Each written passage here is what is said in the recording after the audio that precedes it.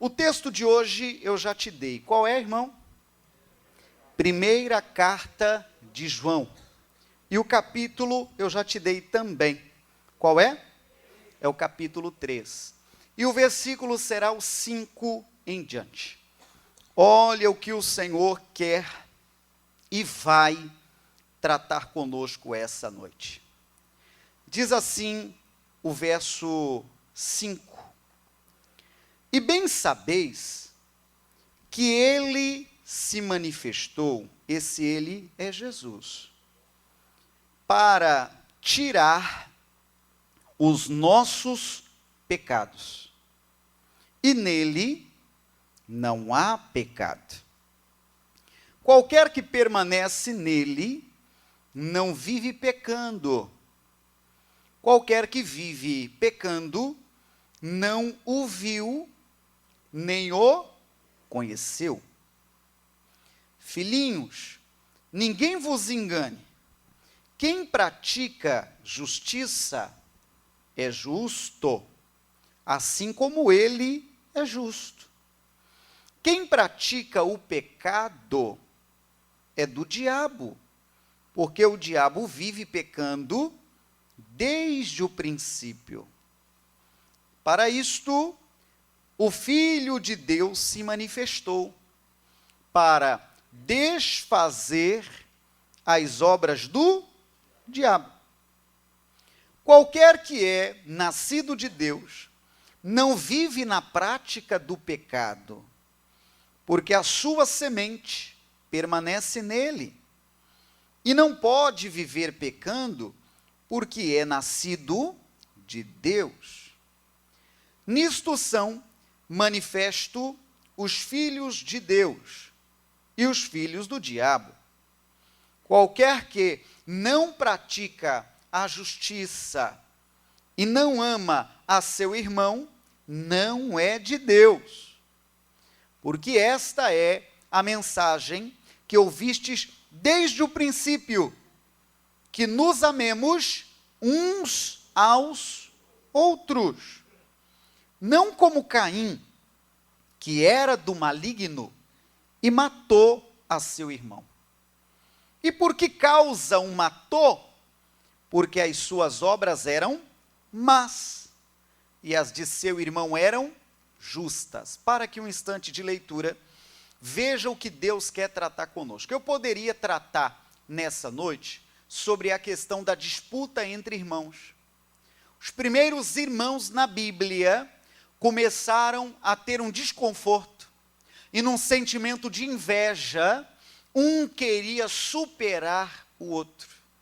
O Abel, diz a Bíblia, estava apresentando um culto para Deus, Deus se agradou do culto de Abel, o Caim viu isso, ficou com inveja do sucesso do irmão, pegou lá, sabe lá, uma pedra ou algo parecido, foi para cima do irmão e o matou. Poderia pregar essa noite, mas não é o assunto principal, sobre desconforto entre irmãos. Isso não deve haver.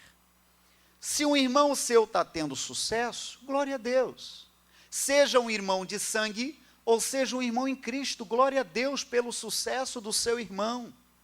A gente não pode se ver numa situação desconfortável quando o nosso irmão cresce. Isso não é de Deus. Isso aí é inveja, não pode haver entre nós. Às vezes isso acontece dentro do casamento, quando o cônjuge cresce mais, quando a esposa às vezes cresce mais que o próprio marido, financeiramente, teologicamente, emocionalmente, ou profissionalmente, ou até falando nos estudos, tem marido que começa a ficar desconfortável, como se existisse uma concorrência, como se dissesse: mulher, você está indo rápido demais, você não pode ter mais sucesso que eu. Isso não é de Deus. Que não haja entre nós, irmãos em Cristo, esse desconforto. Amém, gente? Não deve haver. Um segundo ponto que esse texto trata, mas não é o principal dessa noite, trata sobre pecado. A Bíblia está dizendo que quem é de Deus não vive na prática do pecado. O que é isso, pastor? Quer dizer que quem é de Deus, falta agora nascer a auréola sobre a cabeça, a famosa rodelinha acima da cabeça de um anjo, falta crescer 2 asas, porque agora eu sou um anjo. Não, pera lá, vá mais devagar. Claro que não. Nós erramos, nós falhamos também. Nós não temos a autoridade que alguém diz de ser infalível. Isso não existe. Nós também erramos e falhamos. Mas o que a Bíblia está dizendo é sobre a prática repetida de pecado. É aquela pessoa que cai, levanta, cai, levanta, cai, levanta. Ou, diferente disso, peca, pede perdão. Peca, pede perdão. Costumo brincar sobre esse assunto, que daqui a pouco vai virar tão moda, que alguém já vai estar orando pré-datado. A pessoa já vai orar bem assim: Senhor, o Senhor sabe que segunda-feira é dia de pecar. Ô Senhor, então já me perdoe pelo pecado de amanhã. Não, aí isso não se escreve. Aí a pessoa já está vulgarizando o perdão. Aí ela já está bagunçando as coisas, pensando que as coisas de Deus são assim, e não são. Repito o que a leitura bíblica diz: quem é de Deus não vive na prática do pecado. Abro parênteses, ainda falando sobre pecado. É normal, alguma área que você esteja batalhando há algum tempo, talvez algum assunto que você já prometeu para você mesmo: eu não vou fazer outra vez. Talvez alguma área que você prometeu, dizendo: eu vou mudar, eu vou mudar. Talvez prometeu para a mulher que não ia mais beber, talvez prometeu para a mulher que não ia mais trair, fez promessas de que iria mudar. E daqui a pouco está lá você caindo no mesmo erro. Daqui a pouco está você cometendo o mesmo pecado, nos mesmos erros que já havia prometido que não cairia. Se isso está acontecendo com você, tem 2 ferramentas na Bíblia, não é a lição de hoje, mas estou aproveitando, que você precisa praticar, para que você esteja mais forte e então vencer o pecado. Quais são, pastor, essas 2 ferramentas, ou esses 2 recursos que a Bíblia nos traz? Jejum e oração. São os 2 recursos que o Senhor deixou para nós, para que você esteja forte o bastante para dizer não ao pecado. Quando o pecado bater a sua porta, você estará forte o bastante para dizer não para ele. E eu quero ouvir daqui o seu glória a Deus. Que Deus te fortaleça, amigo, de tal maneira que aqueles assuntos que te derrubavam no passado, aqueles assuntos que te fazia se sentir sujo, aqueles assuntos que te fazia até se sentir longe de Deus, imprestável, indigno, que eles sejam vencidos através do sangue de Jesus. Amém? Mas, como eu disse, apesar desses 2 temas serem temas muito bons para se pregar, não é o assunto dessa noite. Pois, pastor, qual é? Passe o olho de novo no versículo 5, que agora os seus olhos vão abrir para o tema dessa noite. Olha o verso 5, irmãos. Passe os olhos. E bem sabeis que ele se manifestou para tirar os nossos pecados. O final do verso 8 também tem uma declaração semelhante. Para isto, o Filho de Deus se manifestou. Para quê, irmão? Para desfazer as obras do diabo. Então, semelhante o 5 com o 8, é sobre finalidade. O texto está dizendo o porquê Jesus veio.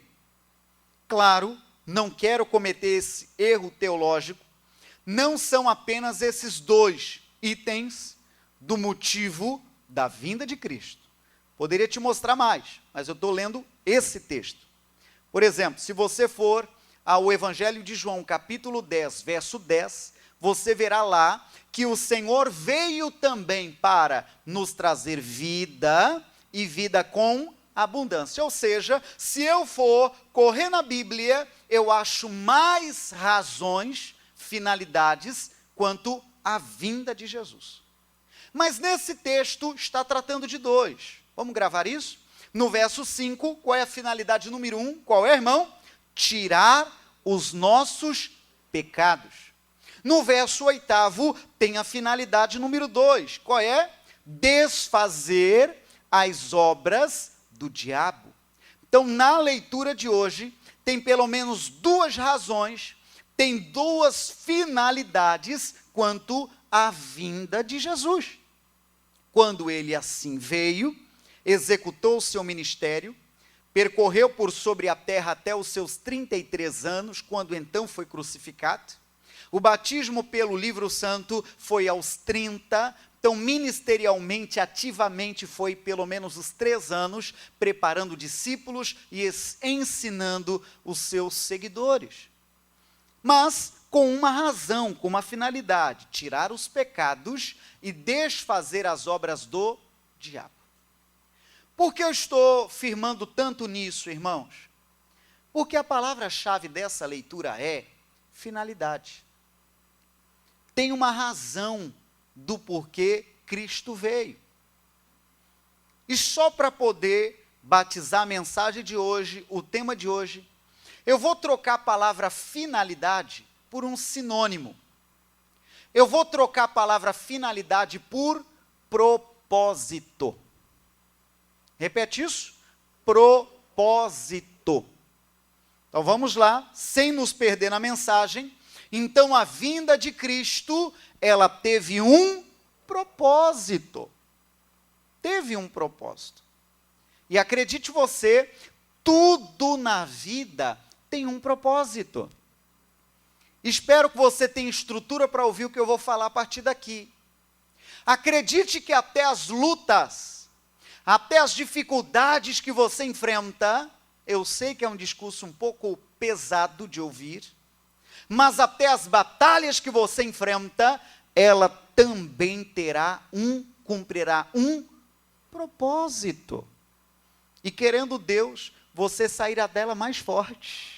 Amém, gente? Querendo Deus, você sairá dela mais forte.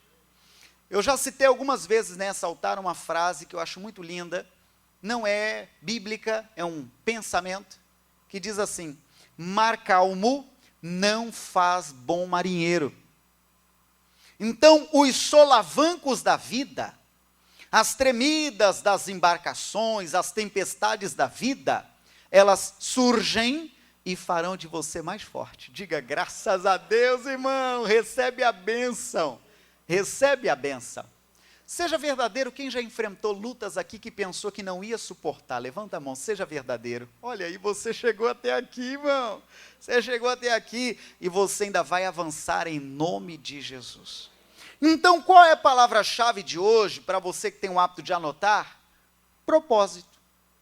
Aí, se eu levar você para alguns textos da Bíblia, como por exemplo de Daniel, capítulo 1, abra lá, no verso 8, a Bíblia fala de um homem chamado Daniel, e fala de 3 amigos de Daniel. Os nomes desses amigos foram mudados quando eles foram para a Babilônia, que foi Sadraque, Mesaque e Abednego. Então, Daniel e seus 3 amigos. O verso 8 conta um pouquinho sobre esse momento. Esses homens foram escolhidos, e quando eles foram escolhidos, eles disseram o que está no 8, olha lá. Daniel assentou no seu coração, o que diz ali, irmão? Não se contaminar com a porção do manjar do rei, nem com o vinho que ele bebia. Essa mesma leitura do verso 8, em uma outra tradução, revista atualizada, vem dizendo que ele resolveu firmemente não contaminar-se. Essa mesma leitura bíblica, se você for a uma outra versão chamada NVT, diz que ele decidiu não se contaminar. Então vamos lá? Costurando ao que nós estamos meditando hoje sobre o propósito, Daniel e seus amigos fizeram um propósito. Qual foi o propósito? Nós não vamos nos contaminar. Nós vamos nos manter puros. Não queremos aceitar as propostas diferentes. Não. Nós vamos nos manter puros. Algumas das comidas do rei, servido ao rei, eram sacrificadas até a deuses, e eles, pelos princípios cristãos, não comeriam de tais comidas. Eles propuseram no coração não se contaminar. Eu ainda posso lembrá-lo sobre vários outros textos da Bíblia, como a rainha Esther. A rainha Esther, não vou pregar sobre ela hoje, mas chegou o momento que ela estava dentro do palácio real, e ela estar lá, a permanência dela lá, tinha um propósito. Ela foi aquela que teve acesso ao rei e conseguiu a libertação do povo judeu. Poderia ainda falar sobre o Sansão. O nascimento de Sansão, de acordo com a Bíblia, também tinha um propósito. Ele nasceu para livrar o povo de Israel dos ataques do povo filisteu. A mesma coisa aconteceu com outro homem, chamado Gideão. Ele nasceu e foi chamado por Deus para um propósito, para livrar o povo de Israel dos ataques midianitas. E se você for a Eclesiastes 3, abra lá por gentileza, no verso 1, você vai entender que isso tudo que eu estou lhe falando é a mais pura verdade. Isso tudo é a Bíblia sendo pregada. Olha o que diz o verso 1 de Eclesiastes 3. Tudo tem o seu tempo determinado. Tudo tem o tempo determinado. E olha o que diz o final, irmão, do verso 1. E há tempo para todo, o que diz aí? Propósito debaixo do céu. Olha aí. Vou dar chance de leitura mais uma vez, que eu quero que o amigo de casa acompanhe. Olha lá. Tudo tem o seu tempo determinado. E há tempo, leia isso, para todo propósito debaixo do céu. Aí é nesse texto que diz, passando rapidamente o 2, 3 e 4, há tempo de nascer, de morrer, de plantar, de arrancar o que se plantou, de matar, tempo de cura, de derribar, de edificar, de chorar, de rir, prantear, saltar, espalhar, tal. Aí tem uma lista de atitudes que a Bíblia diz que tudo tem o seu tempo certo. E no verso 1, que é o chave de hoje, fala sobre propósito. Tudo tem um propósito. Posso falar pela fé que até a sua vinda aqui tem um propósito? Sabia disso ou não? Vai ver alguém diz saindo de casa, eu vou ver lá o que vai ter lá. Esse vou ver lá o que vai ter lá, foi um propósito. Deus permitiu você chegar aqui, como permitiu eu também chegar. Diga amém, gente. Deus permitiu. E tudo isso faz parte de um propósito. Eu poderia ainda falar para você o que está em Eclesiastes 8, versículo 5. Até aqui estou fundamentando para a gente poder entender onde isso nos alcança. O versículo 5 de Eclesiastes 8 diz: quem guardar o mandamento não experimentará nenhum mal, e o coração do sábio discernirá o tempo e o modo. Olha o 6. Porque para todo propósito, leia adiante, há tempo e modo. Então, aqui dentro da nossa lição, eu estou te trazendo mais duas palavras-chave, 2 recados importantes. Então, para todo propósito, existe o tempo e o modo. Pode ser, como no linguajar crentez, que Deus tenha grandes propósitos na sua vida, grandes planos na sua vida, e eu creio. Agora, esses propósitos passam por essas duas palavras-chave: o tempo e o modo. Por exemplo, uma mamãe grávida, para ela poder ter o garotão no seu colo, ela vai precisar enfrentar o fator tempo. Em média, 9 meses para estar com o bebê no colo. Um estudante de faculdade de Direito, ele vai precisar saber que para ele então se formar, para ele então ser um bacharel em Direito, ele vai precisar encarar pelo menos 5 anos da vida dele. E se então desejar exercer a profissão, deverá ainda encarar uma prova chamada Exame da Ordem, então para poder de fato executar seu ofício. E se seguir a carreira jurídica, mais tempo e mais tempo. Entende o que eu digo, sim ou não? Então, há certos propósitos que você precisa ter uma visão bem clara de que existe o fator tempo. O problema é que às vezes a gente não está paciente o bastante para aguardar esse tempo. O bebê está sendo gerado. Entende o que eu digo, irmão? Teu milagre está sendo gerado, e quero ouvir daqui o seu amém. Está sendo gerado, está sendo gerado.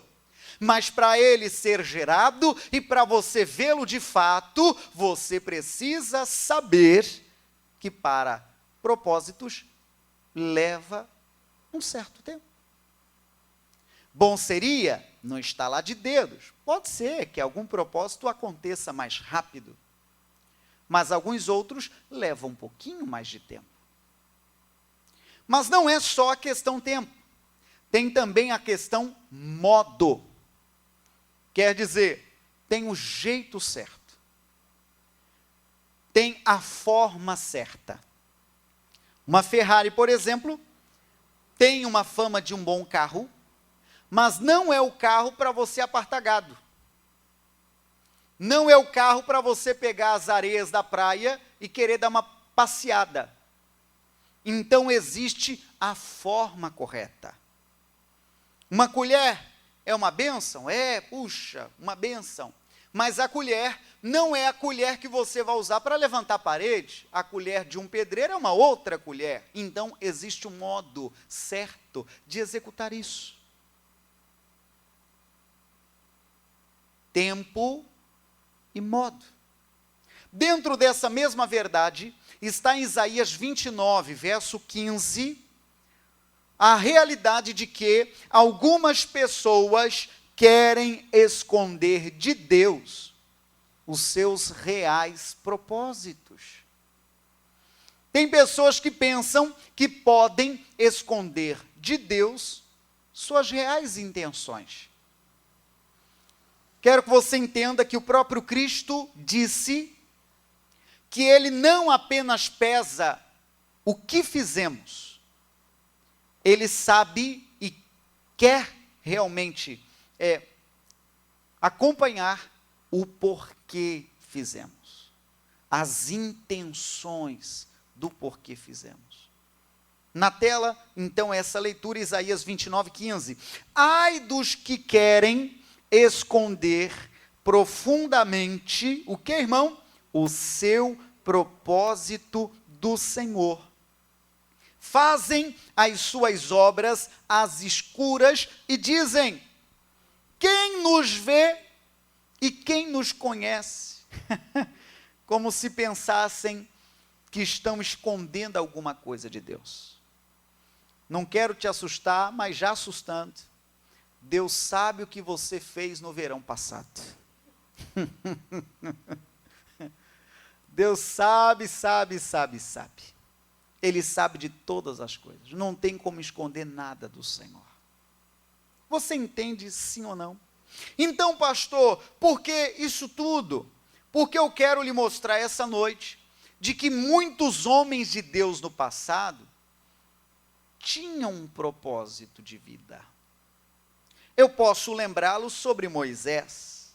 Ele foi o libertador do povo do Egito. Eu posso lembrá-los sobre o José do Egito. Foi o administrador de quando havia vacas magras.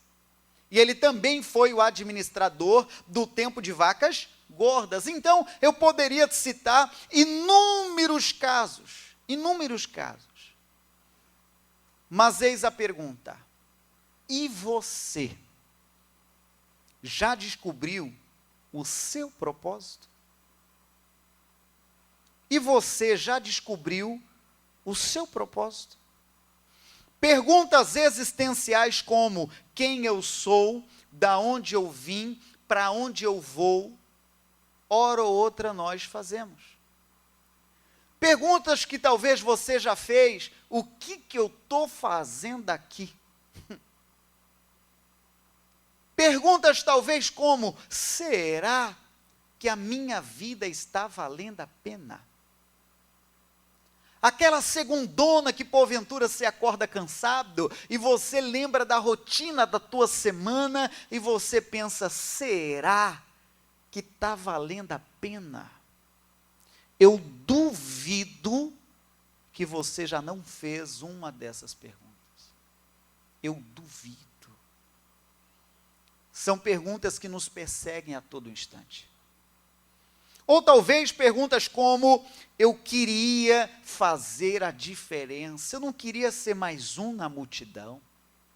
Eu queria, ser um homem de Deus, uma mulher de Deus. Eu queria poder ser alguém que Deus conta nessas terras blumenauenses, de fazer a diferença. Eu acredito que você já se fez perguntas como essa. Então, dentro dessa lição de propósito, a pergunta é: vários homens tinham propósito, tudo tem um seu propósito, tudo isso aí eu já lhe falei aqui nessa introdução, mas a pergunta agora vai além, agora é para você a pergunta: e você já descobriu qual é o seu propósito? E ao mesmo tempo eu digo, irmãos, o propósito de Deus para a sua vida não é só dorme, acorda, trabalha, come, dorme, acorda. Não. Não é só isso aí, não.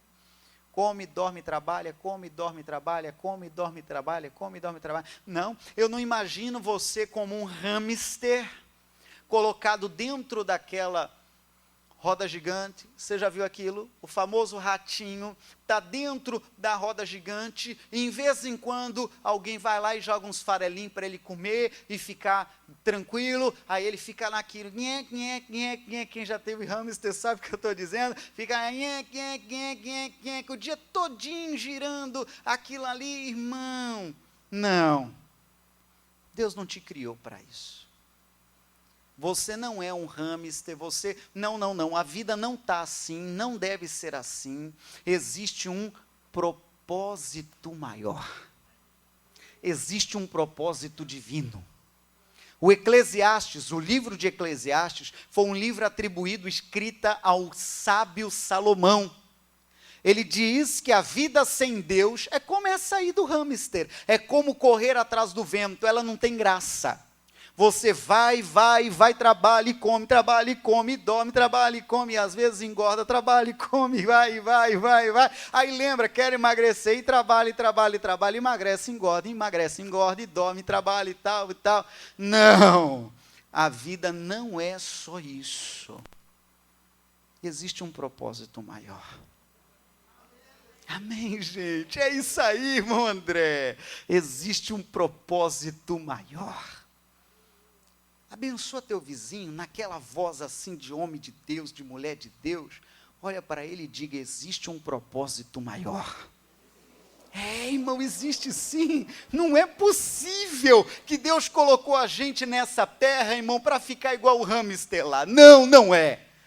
Existe um propósito maior. Existe. Deus tem planos em tudo, irmão. E eu repito com ousadia, até as dificuldades que cruzam o teu caminho, Deus vai usar com um propósito. Vai. E eu costumo dizer que as dificuldades da vida, elas servem para peneirar os bons dos melhores. Porque quando a dificuldade chega, tem alguém que diz, já está bom. Entende ou não? Já está bom. Aí ela para ali, pela primeira resistência. Mas os melhores dizem, está bom, mas eu vou prosseguir. É uma separação natural do bom e dos melhores. Se te falta uma palavra de bênção, eu te dou uma hora dessa. Recebe, irmãos? Deus te abençoe de cá, Deus te abençoe lá mais atrás, mais à frente, Deus abençoe. Você da internet, fala aqui mais pertinho, ó, você que também acompanha futuramente pela nossa TV, uma palavra de bênção para você. Tua vida não é um hamsterzinho, não. Deus tem planos e propósitos na sua vida. Pastor, tudo bem, estou entendendo. Para onde vamos? Eu quero então definir para você o que é a palavra propósito lá do dicionário. Propósito quer dizer intenção de fazer algo. Projeto, desígnio, aquilo que se busca alcançar. Objetivo, finalidade, intuito, isso tudo quer dizer propósito. Precisamos, tanto nos assuntos pessoais, ter propósito. Quem não sabe onde quer chegar, nunca vai chegar. Quem não tem meta, quem não tem alvo, nunca vai chegar. Nós precisamos ter isso muito bem organizado. Quais são? Qual é o teu propósito desse primeiro trimestre? Ou qual é o seu propósito, melhor, deste último trimestre? Qual é o seu objetivo? Onde você planeja chegar? Colocar aquilo como uma meta. E eu já falei mais cedo, eu repito agora, não coloque metas confortáveis. Quando você coloca metas confortáveis, você tende a relaxar, achando que você está podendo. Porque você alcança a meta muito fácil e você então se acha o último biscoito do pacote, se acha o tal. Coloque metas desconfortáveis. Coloque metas que você tem de saltar para alcançar. Porque isso te desafia a ser melhor. Amém, gente? Isso te desafia a ser melhor. Mesmo eu, como pastor, não é porque meu ofício é diferente do seu, que eu também não devo me provocar a procurar e ter propósitos e metas, desafios. Não se espelhe em quem ficou para trás, porque você vai ser tentado a pensar que você é demais. Não. Planeja olhando lá na frente. Amém, gente? Lá na frente. Um desafio que talvez você diga, puxa, é trabalhoso. Mas você vai hoje, quando você chegar lá, como diz um hino aí cristão, vai ter sabor de mel. Diga amém, gente? Vai ter sabor de mel. Mas vamos lá. Alguns pontos que eu considero importantes antes da última leitura. Ponto número 1. O desejo que brotou em ti já pode ser um toque de Deus do seu propósito. Sabe aquilo de você sentir no coração uma direção, um toque para fazer algo? Aquilo pode ser já um toque divino do seu verdadeiro propósito. Esteja sensível a esses toques. Eu tenho certeza que você já recebeu esses toques várias vezes. Às vezes toques que você acha até que é coisa da sua cabeça. Pode ser já o brotar de Deus no teu coração do verdadeiro propósito da sua existência. Um segundo ponto importante a tratar é que você deve ser fiel, mesmo nos níveis inferiores. Talvez o propósito todo ainda não se manifestou. A vitória completa ainda não chegou. Mas você tem de ser fiel, mesmo nos níveis inferiores. Você entende ou não? Você ainda não é o dono da empresa. Você ainda não é um dos gerentes, um dos coordenadores, não. Quem sabe você é um dos, com todo respeito, dentro do escalão, cargos e salários, talvez você seja lá o último degrau, o degrau iniciante. Talvez está até na função de temporário. Seja fiel nos níveis inferiores. Esse é um princípio de quem vai viver grandes propósitos. Faz parte, irmão. Cristo ensinou: seja fiel sobre o pouco, e sobre o muito eu te colocarei. Eu não sei para quem vale, eu citei sobre alguém trabalhando temporário. Não sei para quem vale, mas Deus me convence aqui a parar um pouquinho a mensagem e falar: seja fiel nos níveis inferiores. Seja fiel, você está temporário, quem sabe, só porque aqueceu esses dias te chamamos. Continue fiel. Acho que foi domingo passado, teve uma irmã que subiu neste altar, que estava temporário, e daqui a pouco alguém convidou para a sociedade. Foi uma das nossas irmãs aqui, que contava domingo passado. E foi fichada, e ganhou confiança até de abrir uma filial, e ela ser uma das responsáveis pela nova filial. Diga, Deus é demais, né? Que Deus bom. O que mais precisamos compreender? Terceiro ponto que eu considero importante essa noite: gaste mais tempo com Deus. Gaste mais tempo com Deus, para você compreender qual é o propósito de Deus na sua vida. Gaste mais tempo com Deus. Gaste mais tempo com Deus, para você ter essa visão aberta e clara do verdadeiro propósito, irmão. Repito, insisto, você não é um hamster colocado lá na gaiolinha, não. Tem um propósito maior, e fale com Deus, ore, rasgue o coração. Vamos aproveitar esse encontro de hoje com esse propósito, de se aproximar de Deus em oração, rasgar o coração, aproveitar que tem muita gente aqui essa noite com esse mesmo propósito, com esse mesmo objetivo. Vamos clamar para que o céu se abra e nós vamos aprender muito com Deus, amém? Muito, mas muito. Eu abro parênteses. Eu digo que pessoas que cruzam o seu caminho, todas elas têm um propósito da parte de Deus. Eu mesmo já vivi muitas experiências de cruzar no meu caminho pessoas que viveram problemas parecidos os meus. E quando não entendemos isso, a gente logo fala: puxa, que coincidência, a sua história parece com a minha. Você já ouviu isso? Não. Puxa, a sua história parece com a minha. Não é coincidência. Isso faz parte de um propósito. Com quem já aconteceu isso? Levanta a mão assim. Já aconteceu? Irmão, faz parte de um propósito. Porque aquele assunto que você enfrentou lutas e venceu, você agora tem um propósito da parte de Deus de ajudar e apontar a saída para quem está passando pelo mesmo problema. Eu já lhe contei de algum tempo que os meus pais já estão na minha memória, eles já partiram, estão com o Senhor. E partiram fruto de um acidente de automóvel. Quantas pessoas já cruzou meu caminho, ou já cruzaram meu caminho, com histórias parecidas? Tudo faz parte de um propósito. Do jeito lá atrás que eu fui consolado e confortado, é o jeito que o Senhor coloca no meu caminho para que eu console e conforte. A mesma coisa você. Último texto dessa noite, olhe só.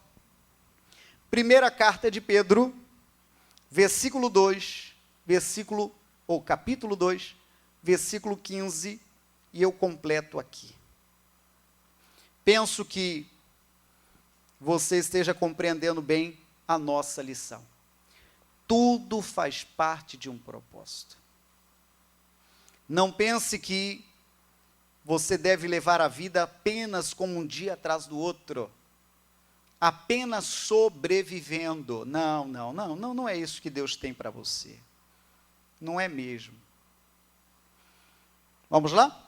Primeira carta de Pedro, capítulo 2, verso 15. Você pode ler comigo este? Porque assim é a vontade de Deus. Em outras palavras, o propósito de Deus é esse. Qual é? Leia. Que fazendo o bem, tapeis a boca, a ignorância dos homens loucos. Olha aqui. Então, o propósito de Deus para a sua vida, nossa vida, é que você seja tão obediente aos princípios, que a sua obediência, o seu andar corretamente, vai fazer com que as pessoas tapem a boca. Em outras palavras, não vão ter o que falar de você. Eu poderia ainda lhe apresentar 1 Timóteo capítulo 2. Lá está escrito, mais uma vontade de Deus para você, de que você faça oração, intercessão e ação de graças por todos os reis, e que ore inclusive pelas autoridades, como está no verso 2 do capítulo 2 de 1 Timóteo. Porque de acordo com o verso 3, isso é agradável diante de Deus, o nosso Salvador. É agradável. Amém, gente?